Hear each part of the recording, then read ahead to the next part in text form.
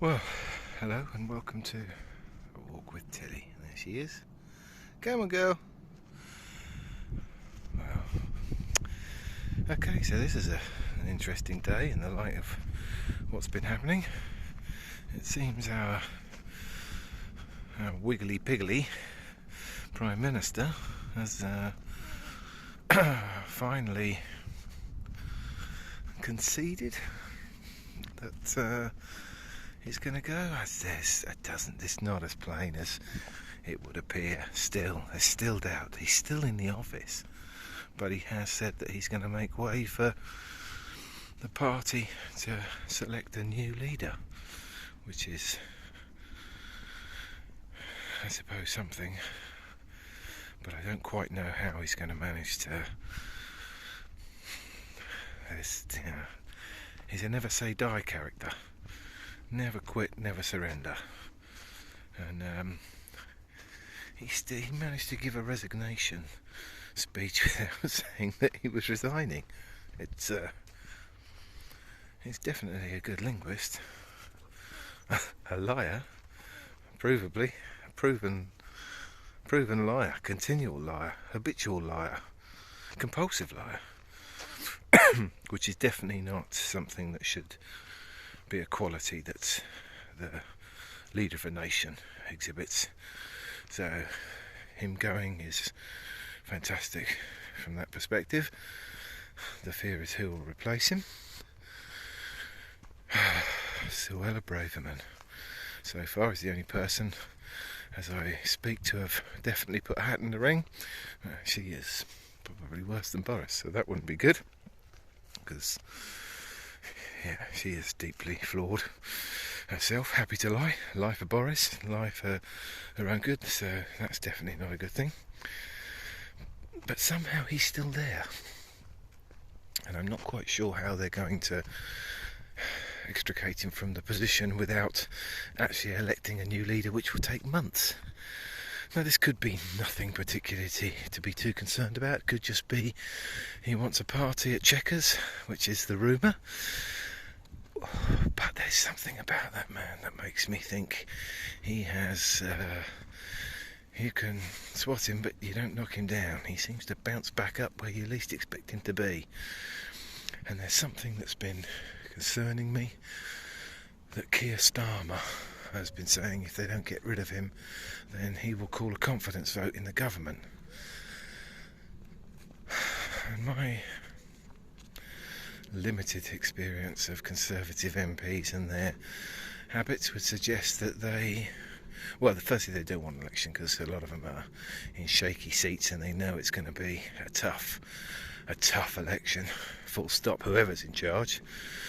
So my concern and my feeling is the likelihood is they will rally round, because that's what Conservative MPs do. A lot of, I suppose it must be considered a good quality. They are very good at pulling together to come together to get themselves out of a hole.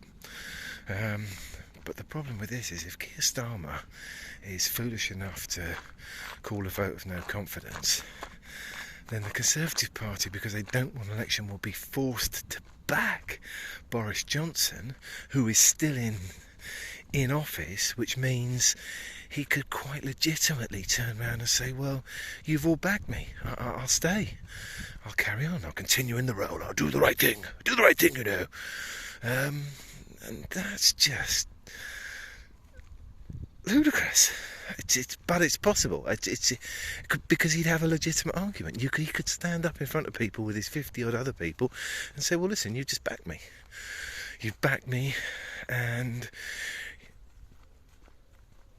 that's a mandate. And I say it's weird. I don't know. Yeah, this has not played out yet. I'm pretty confident there's more twists and turns. There might not be. It might now just smoothly go through the motions and him just have a little party for the summer, take it easy, no real responsibility anymore. The big decisions, well, just put him to the house, mate. Well, you can't put him to the house because the house will shut now for the summer break, the summer recess.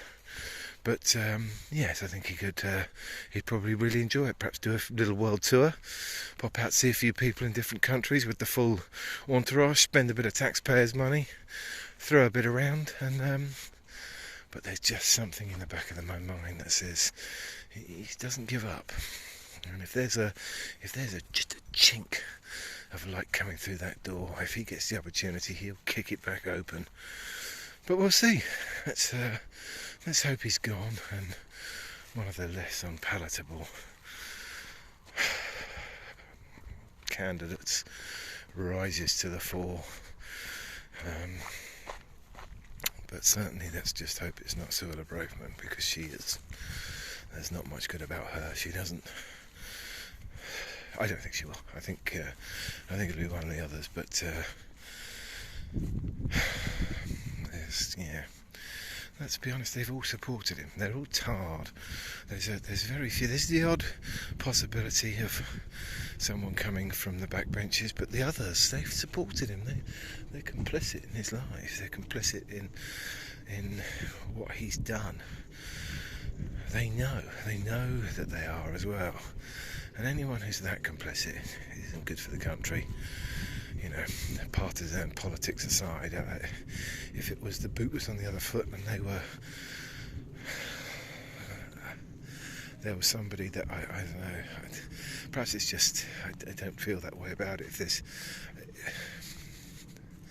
It's difficult to put an equivalent thought, because I don't think I support someone who was an habitual liar, full stop. Even if I thought that their agenda aligned with things that I agreed with, I don't think I'd be able to vote for them, purely because if they were a habitual liar, how would I know that they were going to carry out any of the things that I agreed with that they were saying? Because they lie.